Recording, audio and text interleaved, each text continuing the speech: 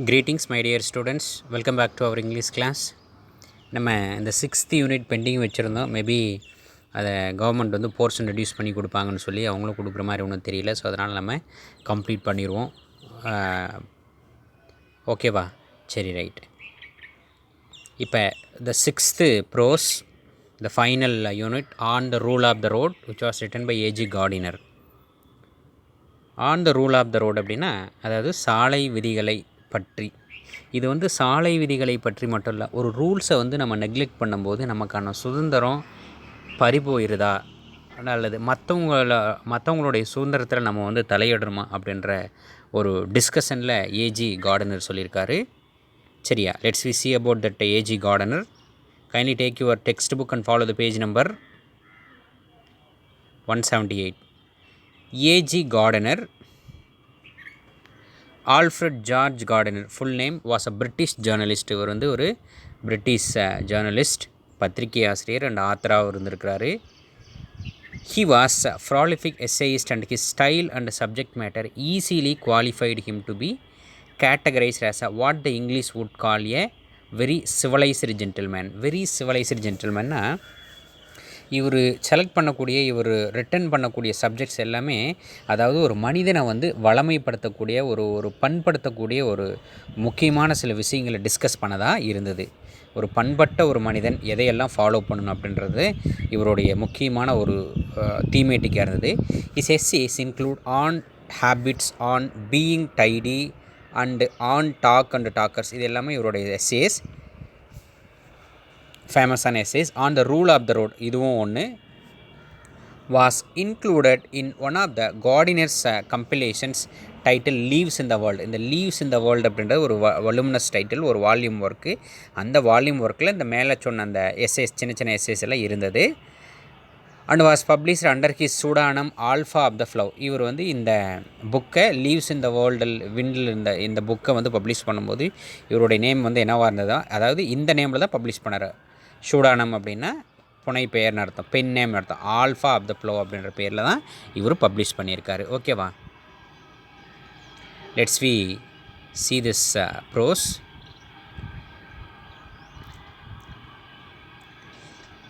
A stout lady was walking with her basket down the middle of a street in Petrograd to the great confusion of the traffic and with no small peril to herself.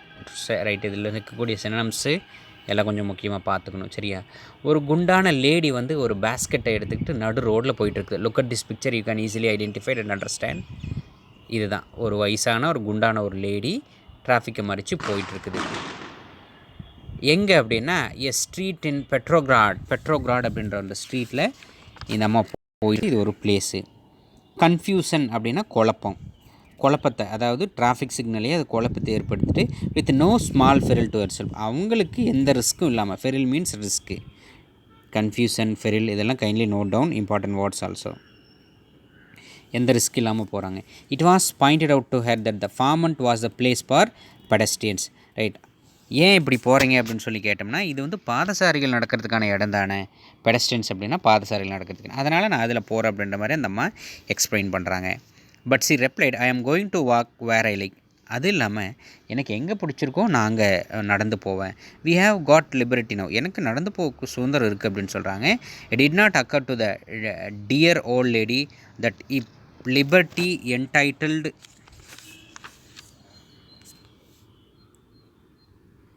The pedestrian to walk down the middle of the road. Right, இப்போ இந்த நம்ம இந்த நடு ரோடில் நடக்க உரிமையை வந்து அவங்களுக்கு கொடுத்துட்டோம்னா, அது எல்லாரும் அவங்கவுங்க என்ன பண்ணுவாங்கன்னா, தங்களுடைய உரிமையை மீறும்போது அது நிச்சயமாக ஒரு பெருங்குழப்பத்தில் போய் முடியும்னு சொல்லி ஆத்தர் சொல்ல வராரு. ரோட், அதாவது middle of the road, then the end of such liberty would be universal chaos. Chaos means confusion.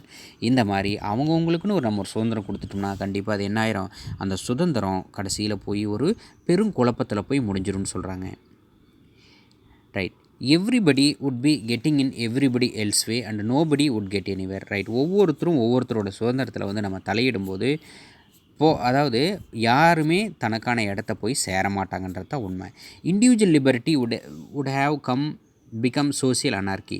அந்த மாதிரி ஒரு தனி மனித சுதந்திரம் அப்போ எல்லாருக்கும் கொடுத்துட்டோம் அப்படின்னா அவங்கவுங்க இஷ்டத்தை, ஃபார் எக்ஸாம்பிள் இந்த ரோடு டிராஃபிக் ரூல்ஸுக்கே சரியாக ஃபாலோ பண்ண முடியும் போது எல்லா விஷயங்களும் நமக்கு சுதந்திரம் கொடுத்துட்டோம்னா கண்டிப்பாக அது ஒரு பெரிய ஒரு அனார்கி அப்படின்னா அராஜகத்தில் போய் முடிஞ்சிடும். Anarchy means rebellion. Kindly note down, anarchy means rebellion.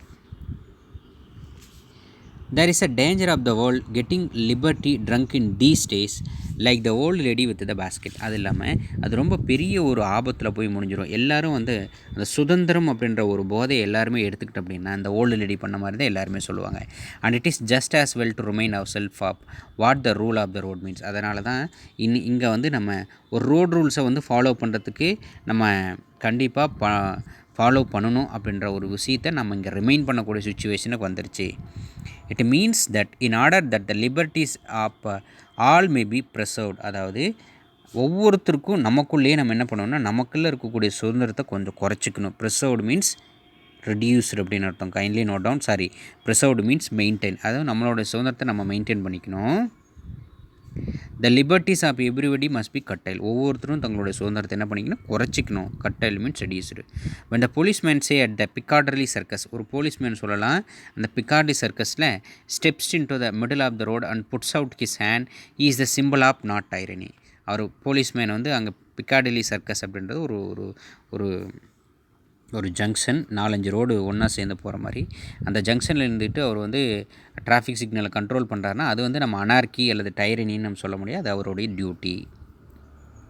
நம்ம நல்லதுக்காக தான் அவர் அந்த செயலை செஞ்சிட்ருக்காரு. பட் ஆஃப் லிபர்ட்டி, அதில் சுதந்திரம் இருக்குது. You may not think so. You may being in a hurry on seeing your car pulled up by his insolence to of office. ரொம்ப அவசரத்தில் நீங்கள் வந்து கார் போயிட்டு நாட் பார்க்கிங் ஏரியாவில் என்ன பண்ணிடுறீங்க, போய் நிறுத்திடுறீங்கன்னு வச்சுக்கோங்களேன். தட் மீன்ஸ் நோ பார்க்கிங் ஏரியாவில் போய் நீங்கள் நிறுத்திடுறீங்க. அதுக்கு how dare this fellow interfere with your free use of the public highway. அதாவது இப்போ நீங்கள் சொல்லலாம், நீங்கள் கார் பார்க்கிங்கில் போய் நிறுத்திட்டு அதை போலீஸ்காரங்க எடுத்துட்டான்னா எவ்வளோ தைரியம் இந்த போலீஸ்காரருக்கு, நம்ம வந்து நம்ம வண்டி எடுத்துட்டாரு அப்படின்னு சொல்லி நம்ம சொல்லலாம். ஆனால் அந்த இடத்துல நம்ம ரூல்ஸை ஃபாலோ பண்ணணும் அப்படின்றது தான் இங்கே முக்கியமாக நம்ம சொல்கிறோம். தென் if you are a reasonable person you will reflect that if he did not interfere with you, right. அப்படி நீங்கள் வந்து நியாயமான ஒரு பர்சனாக இருந்தால் கண்டிப்பாக அதை நீங்கள் வந்து அதில் இன்டர்ஃபியர் ஆவீங்க. அந்த மாதிரி நம்ம பண்ணது நம்ம தப்பு தான் சொல்லி நீங்கள் ரியலைஸ் பண்ணிங்க. He would interfere with no one and the result would be that Piccadilly circus would be a maelstrom that you would never cross at all. அந்த மாதிரி அவர் உங்களுடைய காரையோ அல்லது பைக்கையோ நோ பார்க்கிங் ஏரியாவில் எடுத்த அந்த பைக்கையோ அல்லது காரையோ அவரை வந்து எடுத்துகிட்டு போகலை அப்படின்னா கண்டிப்பாக எல்லோரும் அந்த மாதிரி போய் நிறுத்திடுவாங்க. அப்போ என்ன ஆகும் அப்படின்னா அந்த பிக்காடலி சர்க்கஸில் அந்த அம்மாவால் ஏற்பட்ட அந்த ஒரு டிராஃபிக் அந்த மாதிரி ஒரு மேல் ஸ்ட்ரோம் அப்படின்னு ஒரு பெரிய சுழற்சி தான் ஆகும் அந்த ஏரியாவில், அந்த ஜங்ஷனில். That you would never cross at all. அதுக்கப்புறம் நான் யாரும் அவங்கவுங்க வழியில் போகவே முடியாது, அங்கேயே தான் இருக்கணும். You have submitted to a curtailment of private liberty in order that you may enjoy a social order. எந்த அளவுக்கு நம்ம சுதந்திரத்தை வந்து நம்ம அதாவது யூஸ் பண்ணுறோமோ அந்தளவுக்கு நம்ம பொறுப்பாக அந்த சமூகத்தில் வாழலாம். Which makes your liberty a reality. அதுதான் உண்மையான சுதந்திரமும் கூட. Liberty is not a personal affair only. அதாவது சுதந்திரம் அப்படின்றது ஒரு தனிப்பட்ட மனிதனுடைய விருப்பம் கிடையாது. But A social contract. அது வந்து ஒரு சோசியல் கமிட்மெண்ட், அதாவது ஒரு ஒப்பந்தம். நமக்குள்ளேயே நம்ம போட்டுக்கக்கூடிய ஒப்பந்தம் தான் அந்த சுதந்திரம். Contract means kindly note down commitment. It is an accommodation of interest. அது வந்து நம்ம ஒவ்வொருத்தரும் எடுத்துக்கிறத பொறுத்து தான். In matters which do not touch anybody else liberty of course I may be as free as I like. அதாவது நம்மளுடைய சுதந்திரம் எது வரலாம் அப்படின்னா நம்ம மற்றவங்களுடைய விஷயத்தில் போய் தலையிடாத வரலாம் தான். இப்போ I choose to go down the road in a dressing gown who shall say me no. இப்போ நான் வந்து ட்ரெஸ்ஸிங் கவுன் போட்டுட்டு சப்போஸ் ஒரு நைட் ட்ரெஸ்ஸில் போகிற மாதிரி நான் ரோடை கிராஸ் பண்ணுறேன்னா கண்டிப்பாக யாரும் என்னை எதுவும் சொல்ல முடியாது. ஆனால் அது அந்த நேரத்துக்கு அந்த ட்ரெஸ் இந்த இடத்துல நமக்கு ஓகேவான நமக்குள்ளேயே சொல்லாது தான் சுதந்திரம். You have liberty to laugh at me. நீ சிரிக்கலாம், அது உனக்கு சுதந்திரம் இருக்குது. But I have liberty to be indifferent to you. Indifferent means unconcerned. ஆனால் அது வந்து நான் அலட்சியமாக எடுத்துக்கூடாது. If I have a fancy means interesting தான். ஃபார் டையிங் மை ஹேர், அதாவது நான் என்னுடைய முடியை வந்து ஹேர் பண்ணிக்கிறேன். ஆர் வேக்சிங் மை முஸ்டாச், அப்படின்னா வேக்சிங் அப்படின்னா மலிச்சு எடுத்துறது. விச் ஹெவன் பர்பிட், ஒரு எஸ்ஏக்காக இது எழுதுகிறேன், கடவுளே என்னை மன்னிச்சிரு, என்னை அந்த மாதிரி செஞ்சிடாதுன்னு சொல்லி காமிக்கு வேலை ஏஜி கார்டன் சொல்கிறாரு. Or wearing and overcoat and sandals or going to bed late or getting up early, இதெல்லாம் போட்டுக்கிட்டு, அல்லது நான் ஓவர் கோட் போட்டுட்டு செப்பல்ஸ் போட்டுக்கிட்டு, அல்லது பெட்டு வந்து நான் லேட்டாக போய் தூங்குறேன் அப்படின்னா கெட்டிங் அப் இயர்லி, நீ கொஞ்சம் நேரமாகவே எந்திரிக்கணும் அப்படின்றதுனால நான் போய் தூங்குறேன். I shall follow my fancy and ask no man's permission, இது வந்து நான் இது என்னுடைய பெட்ரூம், என்னுடைய வீடு, நான் யாரோடையும் பர்மிஷன் கேட்க வேண்டியதில்லை. பட் வெளியில் we have to maintain some liberty. I shall not enquire of you whether I may eat mustard with my mutton. Right, அதாவது நான் மட்டன் கூட கொஞ்சம் கடுகு சேர்த்து சாப்பிட்றேன்னா கூட யாரும் என்னை என்கொயரி பண்ண மாட்டாங்க. And you will not ask me weather you May follow this religion R that, அதில் ரிலீஜன் தான் ஃபாலோ பண்ணுறீங்களா இல்லை அந்த ரிலீஜன் ஃபாலோ பண்ணுறீங்களா, யாரும் உங்களுடைய ரிலீஜனில் வந்து தலையிட மாட்டாங்கன்னு சொல்கிறாங்களே.